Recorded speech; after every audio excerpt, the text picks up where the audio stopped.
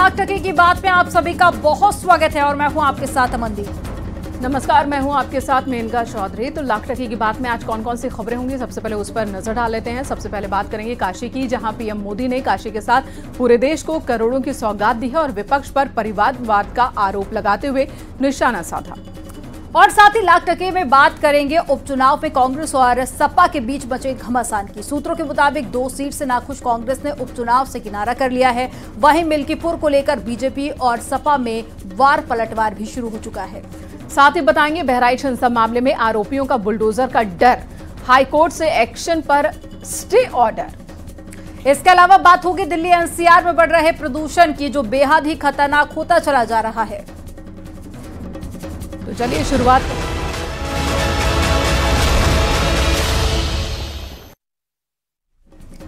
तीसरी बार सत्ता में आने के बाद दूसरी बार अपनी काशी पहुंचे प्रधानमंत्री मोदी ने देश को करोड़ों की सौगात दी है। साथ ही विपक्ष पर जमकर निशाना भी साधा। परिवारवाद की राजनीति पर उन्होंने सवाल उठाए हैं। काशी से पीएम मोदी ने 6,700 करोड़ की योजनाओं का उद्घाटन और शिलान्यास किया, जिसमें सबसे प्रमुख था वाराणसी स्पोर्ट्स कॉम्प्लेक्स फेज 2-3 का उद्घाटन, यानी कि सिगरा स्टेडियम का उद्घाटन। इसके अलावा पीएम मोदी ने आरजे शंकरा आई हॉस्पिटल का भी उद्घाटन किया। इसके साथ ही प्रधानमंत्री मोदी ने सहारनपुर के सरसावा एयरपोर्ट के साथ ही रीवा अंबिकापुर एयरपोर्ट के नए भवन का भी वर्चुअली उद्घाटन किया है। इस उद्घाटन के साथ ही पीएम मोदी ने आगरा, बागडोगरा, दरभंगा एयरपोर्ट के विकास की नींव भी रखी और इसी के साथ काशी में लोगों के लिए अन्न सेवा योजना का भी शुभारंभ किया। इसके साथ ही वाराणसी के स्पोर्ट्स स्टेडियम, लालपुर में पब्लिक पवेलियन का उद्घाटन और साथ ही टाउन हॉल, शॉपिंग कॉम्प्लेक्स का भी पीएम ने उद्घाटन किया और तमाम बड़ी सौगातें आज वाराणसी वासियों को दी। लेकिन पीएम मोदी ने इस दौरान हरियाणा में जीत का जिक्र भी किया और परिवारवाद पर एक बार फिर निशाना साधा, जो उपचुनाव से पहले बीजेपी के लिए बूस्टर की तरह देखा जा रहा है। मेरे साथ बोलिए, नमः पार्वती पते हर हर महादेव। लोकसभा चुनाव के बाद और उपचुनाव से पहले पीएम मोदी जब महादेव की धरती और अपने कर्म क्षेत्र काशी पहुंचे तो हर हर महादेव के नारे लगाए और बनारसी बोली में लोगों का अभिवादन किया। एक बार फिर बनारस के घरे आवे के मौका मिलल।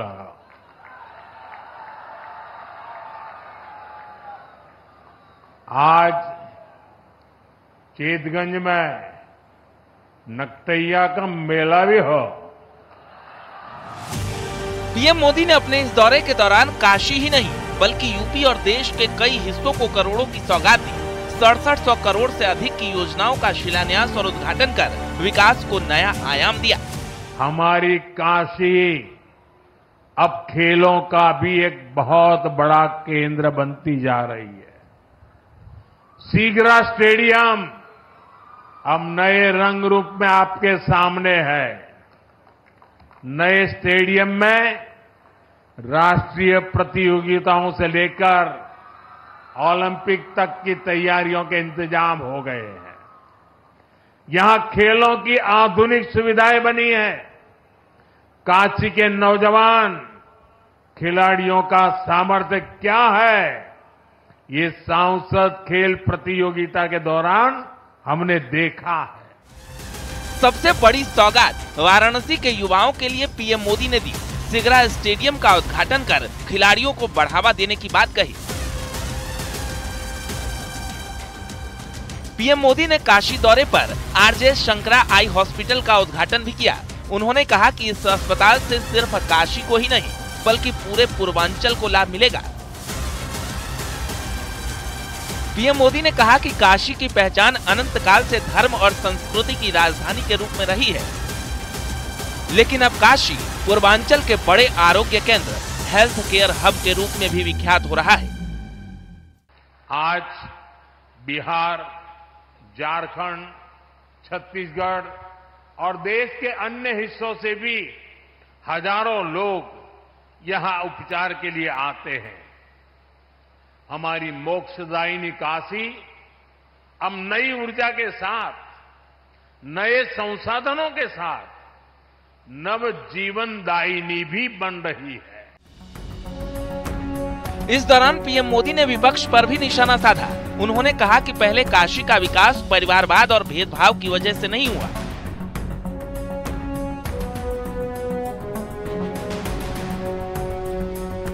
10 साल पहले की स्थिति याद करिए। बनारस को विकास के लिए तरसाया जाता था। जिन लोगों ने यूपी में लंबे समय तक सरकारें चलाई, जो लोग दिल्ली में दशकों तक सरकार में बैठे रहे, उन्होंने कभी बनारस की परवाह क्यों नहीं की? इसका जवाब है परिवारवाद और तुष्टीकरण की राजनीति। कांग्रेस हो या समाजवादी पार्टी, ऐसे दलों के लिए बनारस का विकास न पहला प्राथमिकता में था, न भविष्य में कभी होगा। इन दलों ने विकास में भी भेदभाव किया।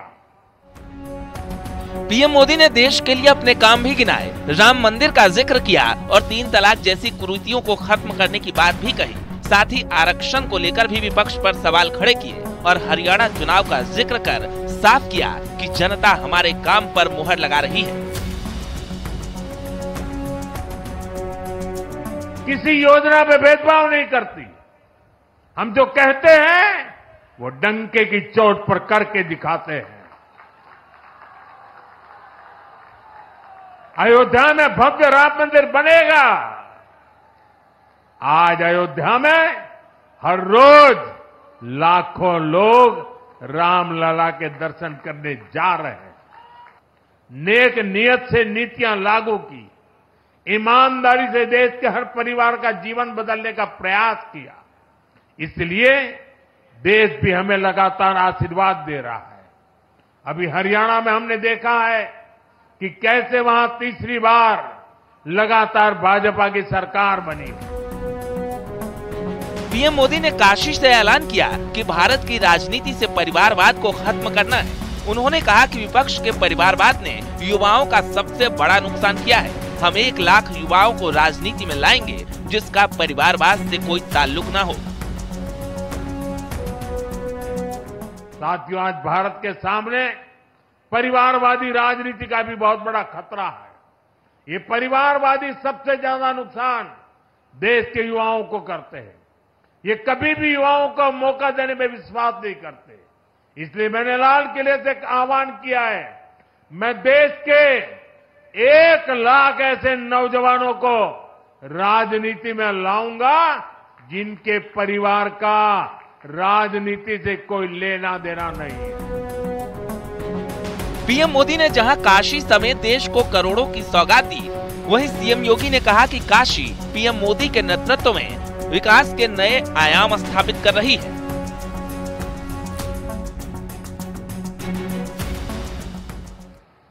कि पिछले 10 वर्ष में हमने एक नए बदलते हुए भारत को देखा है। एक भारत और श्रेष्ठ भारत की परिकल्पना को साकार और मूर्त रूप लेते हुए देखा है, जिस भारत ने प्रत्येक क्षेत्र में विकास के नित नए प्रतिमान स्थापित किए हैं। तीसरी बार सत्ता में आने के बाद पीएम मोदी दूसरी बार काशी पहुंचे थे। विकास की सौगात के साथ साथ पीएम मोदी का विपक्ष पर निशाना आने वाले उपचुनाव के शंखनाद का संकेत माना जा सकता है। Bureau report, news 18। मेरे साथ बोलिए, नमः पार्वती पतये हर हर महादेव।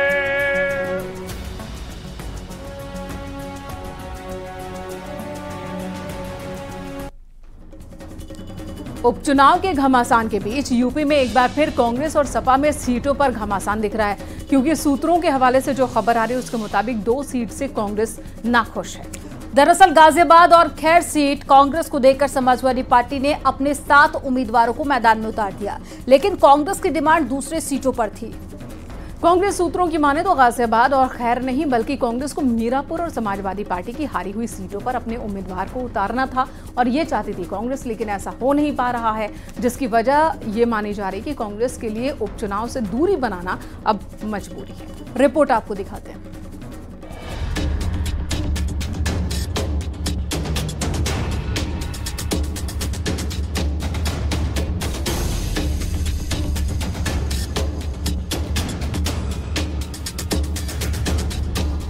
उपचुनाव का सियासी घमासान जारी है। नामांकन चल रहा है और प्रत्याशी पर्चा भी खरीद रहे हैं। लेकिन समाजवादी पार्टी और कांग्रेस के बीच गठबंधन में हरियाणा चुनाव से जो दरार पैदा हुई, शायद वो भर नहीं पा रही है। ये इसलिए क्योंकि जो 2 सीट समाजवादी पार्टी ने कांग्रेस को दी, कांग्रेस उस पर उतरने को तैयार नहीं हो रही। सूत्र बता रहे हैं कि सिर्फ 2 सीट देने से नाराज कांग्रेस ने उपचुनाव लड़ने से ही किनारा कर लिया है। दरअसल कांग्रेस और सपा गठबंधन में है। ऐसे में समाजवादी पार्टी ने 2 सीटें कांग्रेस को दी हैं। इसमें गाजियाबाद और खैर की विधानसभा सीट है।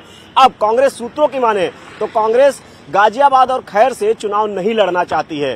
कांग्रेस पार्टी मीरापुर सीट चाहती थी और समाजवादी पार्टी की हारी हुई सीटें खुद उन पर चुनाव लड़ना चाहती थी। तो ऐसे में एक बार फिर सपा और कांग्रेस में सीटों को लेकर पेच फंसा है। जो सीटें गाजियाबाद और खैर की समाजवादी पार्टी ने कांग्रेस को दी हैं, अब कांग्रेस नेतृत्व उन सीटों पर लड़ने को राजी नहीं है, ऐसा सूत्रों की माने तो। कांग्रेस के लिए छोड़ी खैर और गाजियाबाद सीट के बाद समाजवादी पार्टी ने सभी सीटों पर उम्मीदवारों का ऐलान कर दिया है। हालांकि अभी इस बात की कांग्रेस ने पुष्टि नहीं की है, लेकिन कांग्रेस के नेता इस पर कुछ बोल भी नहीं रहे, क्योंकि अजय राय का कहना है कि सीट देना लेना केंद्रीय नेतृत्व का काम है। हम संगठन मजबूत कर रहे हैं। चुनाव को लेकर के समाजवादी पार्टी ने पहले यूपी में 7 सीटों पर घोषणा की, अब महाराष्ट्र में 12 सीटों पर। देखिए, वो राष्ट्रीय नेतृत्व तय कर रहा है कितनी सीटें कहाँ देनी है, क्या है, राष्ट्रीय नेतृत्व तय कर रहा है। हम लोग पूरी ताकत के साथ संगठन को मजबूत करने पर उस पर काम करने के लिए कर रहे हैं। सपा और कांग्रेस के बीच चल रहे गुप्त द्वंद्व के बीच बीजेपी सभी सीटों पर जीत का दावा कर रही है। एनडीए के साथ मजबूती से लड़ने की बात कह रही है, लेकिन जिस मिल्कीपुर सीट पर चुनाव को लेकर मामला फंसा है, उस पर सत्ता पक्ष और विपक्ष आमने सामने हैं और एक दूसरे पर आरोप प्रत्यारोप लगा रहे हैं। ये 6 वकील अवधेश जी ने खड़े किए थे, उसमें आदरणीय देवेंद्र उपाध्याय जी वकील हैं, देख लीजिए, आप उसको दिखा सकते हैं। जी। अब कल का कोर्ट का ऑर्डर देखिए, ये भी कल का है, और ये देखिए बाकायदा शिव मूर्ति में, ये शिव मूर्ति हो गए, और पैरा संख्या 5 देखिए, इसमें बाकायदा लिखा है कि सर देवेंद्र उपाध्याय, और रिप्रेजेंटेटिव कौन था, 6 नंबर पे कौन है, अवधेश जी। कल की डेट में इसमें वकालतनामा लगा, इस बात के लिए लगा कि मिल्कीपुर का चुनाव टल जाए। मतलब कितनी बेशर्मी करोगे आप वकील 1 दर्जन भेजोगे, आप बाकायदा उसमें वकालतनामा दाखिल करोगे, और कितने, मतलब कैसे आप आंखों में आंख डालकर झूठ बोलोगे कि नहीं मैंने तो इस्तीफा दे दिया। पूरी तरह झूठा है, झूठा है, झूठा है। इस तरह से हमारे वकील ने, किसी ने न तो वकील हमने किया, न वकील खड़ा किया, जो कहते दर्जनों वकील खड़ा किया। मैं हूँ क्या, जब हमारा इस्तीफा हो गया, हम सांसद हो गए, तो हम तो साधारण जैसे आप हो वैसे हम हो गए एमएलए के रूप में। हम एमएलए वहाँ है नहीं, हमारा वकील कैसे खड़ा हम कर पाएंगे, नया वकील कैसे हम तैनात कर पाएंगे। उपचुनाव के संग्राम में बीजेपी और समाजवादी पार्टी आमने सामने दिख रही है, लेकिन उपचुनाव में ताबड़तोड़ रैलियों की कमान सीएम योगी खुद संभाल रहे हैं। हर सीट पर सीएम योगी 2-2 रैलियां करेंगे, यानी उपचुनाव में सीएम योगी की 18 रैलियां होंगी। इसके अलावा डिप्टी सीएम और बीजेपी प्रदेश अध्यक्ष के साथ साथ बीजेपी हिंदुत्व के एजेंडे के साथ चुनावी मैदान में उतरने की फुल प्रूफ तैयारी में है। Bureau report, news 18।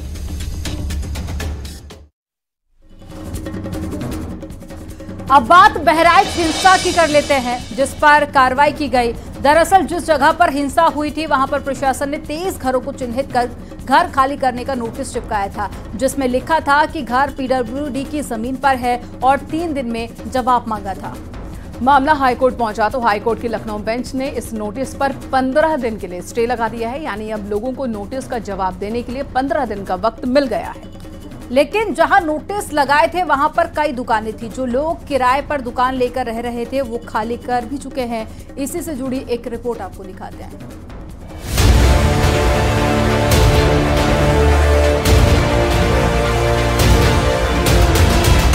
बहराइच हिंसा में जिन 23 लोगों के घरों के बाहर प्रशासन ने सरकारी जमीन का नोटिस लगाया था और 3 दिन का वक्त देकर घर खाली करने या फिर जवाब देने का वक्त दिया था, हाई कोर्ट ने अब उस मामले में स्टे लगा दिया है। अब 23 अक्टूबर को मामले की सुनवाई हाई कोर्ट में होगी और इस बीच जवाब देने के लिए लोगों को 15 दिन का वक्त मिलेगा। मैं इस वक्त अब्दुल हमीद के घर के बाहर खड़ा हुआ हूं। आप देख सकते हैं ये नोटिस है, इस पे लिखा हुआ है अब्दुल हमीद जनाब अब्दुल मजीद। ये नोटिस हैं और ऐसे नोटिस 23 लोगों के घर के बाहर चिपकाए गए हैं और कहा गया है, इसमें समय दिया गया है कि 3 दिन के अंदर अतिक्रमण ये हटा ले, नहीं तो एक्शन शुरू हो जाएगा। हाई कोर्ट की लखनऊ बेंच में हुई सुनवाई में सरकार के संभावित बुलडोजर एक्शन पर स्टे लगा है। हाई कोर्ट से स्टे आने से पहले ये मामला सुप्रीम कोर्ट तक पहुंच चुका था। सुप्रीम कोर्ट में भी याचिका दायर कर कहा गया था 3 दिन का नोटिस देकर सरकार दंडात्मक कार्रवाई कर रही है। नोटिस में क्या कहा गया है? अब नोटिस में सब चर्चा करके चले गए हैं और बाकी निशान 1 साल पहले लगा गए थे, वो लगा हुआ है। अच्छा, निशान लगा हुआ है? जी, लाल वाला निशान लगा हुआ है कि हाँ। देखिए, नोटिस चस्पा है और इस नोटिस में कहा गया है कि जो इनके सामने से सड़क गुजर रही है वो जिला मुख्यालय को जाती है और इन्होंने सड़क की ज़मीन पे कब्जा कर रखा है।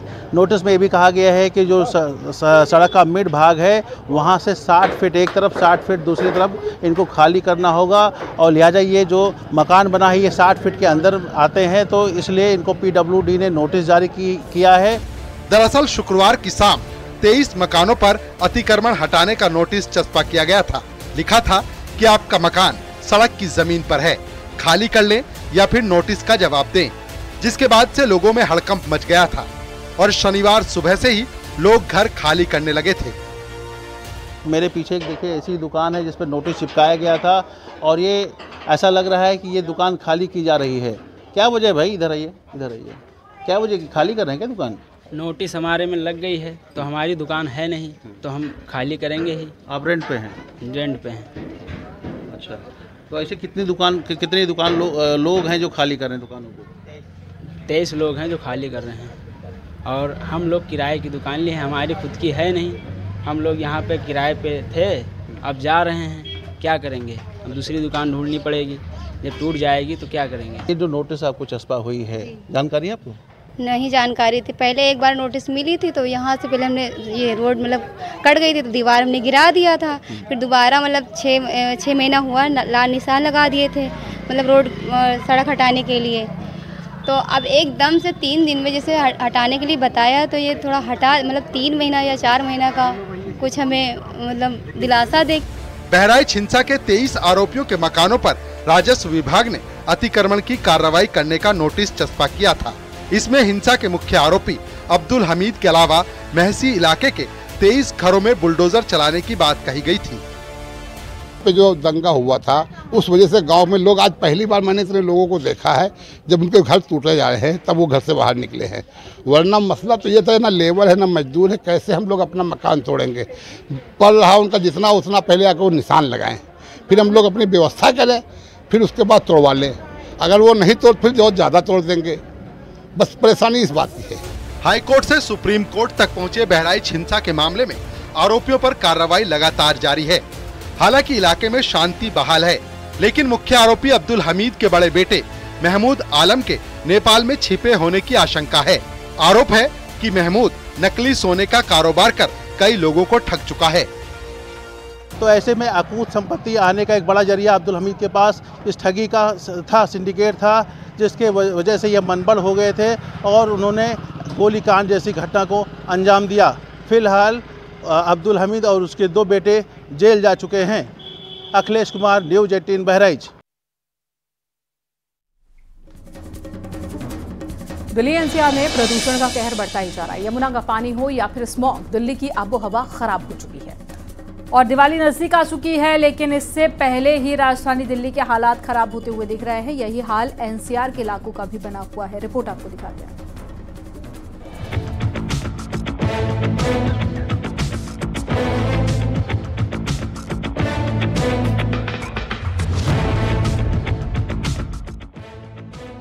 आसमान में धूल और दूर दूर तक धुआं दिखाई दे रहा है। ये हाल दिल्ली एनसीआर का है। अभी दिवाली भी नहीं आई, लेकिन इससे पहले ही राजधानी दिल्ली की हालत बिगड़ने लगी है। हर साल दिवाली के बाद प्रदूषण अपना दायरा फैलाता था, लेकिन इस बार दिवाली से काफी पहले ही प्रदूषण बड़ी समस्या बन गया है। दिल्ली एनसीआर में सुबह और शाम को घर से बाहर निकलना मुश्किल हो रहा है, क्योंकि बाहर प्रदूषण सांसों के लिए खतरा बन गया है। नोएडा हो, गाजियाबाद हो या गुरुग्राम, सड़कों पर धुंध की चादर देखने को मिलती है। सुबह स्कूल और दफ्तर जाने वाले लोगों को बाहर निकलना मुश्किल हो गया है। हवा की क्वालिटी लगातार खराब होती जा रही है और दिवाली के बाद तो प्रदूषण की समस्या ज्यादा होने की आशंका है। दिल्ली के कई इलाकों में एयर क्वालिटी इंडेक्स 300 को पार कर चुका है। इससे अंदाजा लगाना ज्यादा मुश्किल नहीं है कि लोग कितनी परेशानी में जी रहे हैं। जहांगीरपुरी में AQI 364 दर्ज किया गया, तो वहीं अलीपुर और बवाना में भी 300 के पार है। कई दूसरे इलाकों में एयर क्वालिटी इंडेक्स 300 के आसपास पहुंच गया है। दिल्ली NCR में हवा के खराब क्वालिटी होने से ग्रैप का पहला चरण लागू किया गया है। अगर आने वाले दिनों में प्रदूषण ज्यादा बढ़ता है तो फिर इसकी दूसरी स्टेज लागू की जाएगी। उधर यमुना नदी जहरीले झाग से ढकी हुई दिखाई दे रही है। यमुना नदी के पानी के ऊपर झाग की मोटी मोटी परत है। ऐसा लग रहा है मानो पानी में बादल उतर आए हों। ऐसे में दिल्ली की हवा के साथ साथ पानी भी जहरीला होता जा रहा है। दिल्ली NCR में हर साल सर्दियों में प्रदूषण लोगों के लिए मुसीबत बन जाता है। अभी सर्दी आने में थोड़ा समय बचा है, लेकिन दिल्ली NCR में प्रदूषण ने पैठ बनाना शुरू कर दिया है। जिसकी वजह से commission for air quality management ने दिल्ली NCR के इलाकों में ग्रैप 1 लागू किया है। आमतौर पर ग्रैप 1 लागू तब किया जाता है जब शहर का AQI 200 के पार पहुंच जाता है। जहां तक आपकी नजर जाएगी वहां तक सिर्फ और सिर्फ आपको धुंध की एक चादर नजर आने वाली है। अगर बात की जाए पोल्यूशन लेवल की, तो अभी का जो AQI लेवल है, एयर क्वालिटी इंडेक्स है, वो तकरीबन 267 है, जो कि ऑरेंज जोन में है, जो खतरनाक की श्रेणी में भी आता है। आपको बता दें, इसमें सबसे ज्यादा परेशानी बुजुर्ग लोगों को एवं साथ ही छोटे बच्चों को होती है। अस्थमा और दमा के मरीजों को भी खासी दिक्कतों का सामना करना पड़ता है। जैसे जैसे दिवाली नजदीक आती है, वैसे वैसे इस मौसम में तब्दीली होती है और पोल्यूशन का जो स्तर है वो दिन ब दिन दिल्ली NCR सहित गाजियाबाद में बढ़ता जाता है। यही कारण भी है कि लाख तमाम दावे किए जाते हैं, लेकिन उन दावों को महज किताबी रूप में ही देखा जाता है। ये पहली बार ऐसा नहीं हो रहा है। हर साल इसी तरह की जो पोल्यूशन है वो बढ़ता है। वहीं नोएडा में कई हॉट स्पॉट पर नजर रखी जा रही है। पहला चरण AQI 201 से 300 यानी खराब होने पर लागू किया जाता है। दूसरा चरण AQI 301 से 400 होने पर, जो बहुत खराब माना जाता है, तब लागू होता है। तीसरा चरण AQI 401 से 450 गंभीर होने पर, तो चौथा चरण AQI 450 से ज्यादा होने पर लागू किया जाता है। इसे गंभीर से ज्यादा माना जाता है। एयर क्वालिटी इंडेक्स के लंबे समय तक बहुत खराब श्रेणी में होने पर सांस से जुड़ी बीमारियां हो सकती हैं। ऐसे में दिल्ली NCR को प्रदूषण से निजात अभी नहीं मिलने वाली है। Bureau report, news 18। Deputy CM Brajesh Pathak की पत्नी ने भी आज करवा चौथ का व्रत रखा था। लखनऊ में चांद नजर आने के बाद भी उनकी पत्नी नम्रता पाठक ने अपना व्रत खोला। ब्रजेश पाठक ने अपनी पत्नी को पानी पिलाकर उनका व्रत तोड़ा।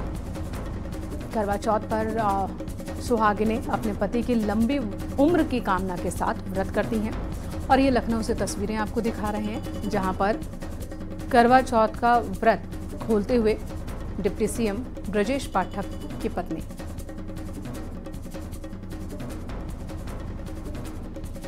लखनऊ में चांद के दीदार के साथ ही नम्रता पाठक ने अपना व्रत खोला है। ये तस्वीरें देखिए, डिप्टी सीएम है ब्रजेश पाठक।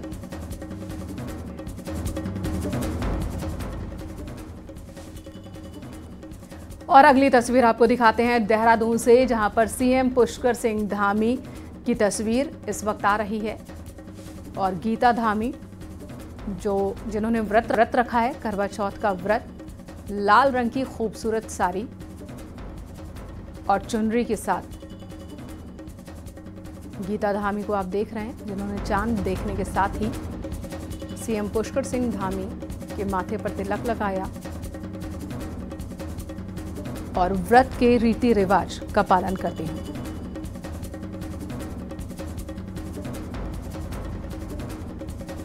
तो देहरादून से ये तस्वीरें आपके सामने। उत्तराखंड के मुख्यमंत्री पुष्कर सिंह धामी, साथ ही उनकी पत्नी गीता धामी, और आज करवा चौथ है और इस मौके पर पुष्कर सिंह धामी की पत्नी करवा चौथ का व्रत तोड़ते हुए ये सीधी तस्वीरें आपके सामने हैं।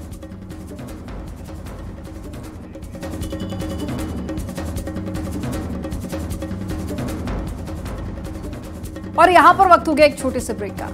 ब्रेक के बाद भी खबरों का सिलसिला जारी है।